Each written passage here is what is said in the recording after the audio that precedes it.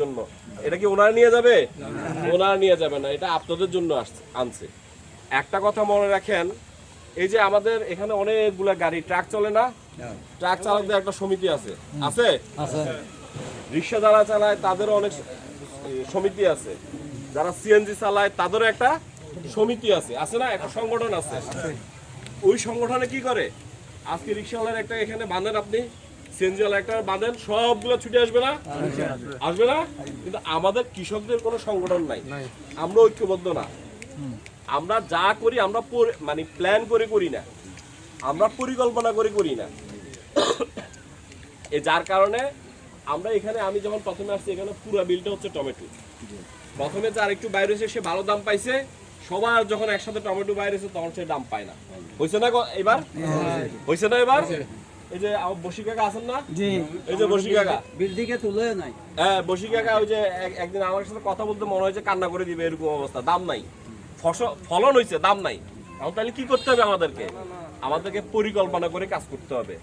আমরা এখানে 100 জন আছি, 100 জনের যদি আমরা টমেটো করি, তাইলে 100 জনের যদি 1 কেজি করে বাজারে নিয়ে যায় 100 কেজি হবে। বাজারে চাহিদা আছে 50 কেজি, তাইলে আরো 50 কেজি বাড়তি থাকে না? দাম পাবেন আপনি? পাবেন না। বাজারে চাহিদা আছে 50 কেজির, আপনি যদি 40 কেজি নিয়ে যান দাম হবে না? দাম হবে না? হবে। আমাদেরকে এইভাবে পরিকল্পনা করে আমাদেরকে আগাইতে হবে।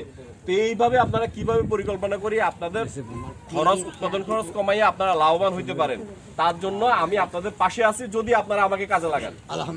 সকাল বিকাল সন্ধ্যা আমার মোবাইল 24 ঘন্টা খোলা। এই যে ভাই মাঝে মাঝে রাতে ফোন করে কয় ভাই ঘুমাইছেন, আমি না ঘুমাইলো, এখন জেগে গেছি বলেন।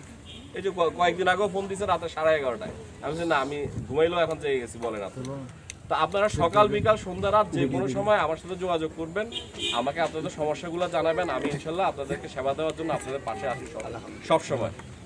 আমি আবারও ধন্যবাদ জানাই এই কৃষক ঐক্য ফাউন্ডেশনের নেতৃবৃন্দ যারা এখানে আছেন, স্পেশালি ধন্যবাদ জানাই আমাদের ডিসি মহোদয়কে, যিনি আপনাদের পাশে দাঁড়িয়েছেন। সবাই আমরা ডিসি মহোদয়ের জন্য দোয়া করব, এই ভাইদের জন্যও দোয়া করব, আল্লাহ যেন ওনাদেরকে সুস্থতার সহিত নেক হায়াত দান করে, দীর্ঘ হায়াত দান করে, যেন ওনারা সবসময় আমাদের পাশে থাকতে পারে, এই কামনা করি। আসসালামু আলাইকুম।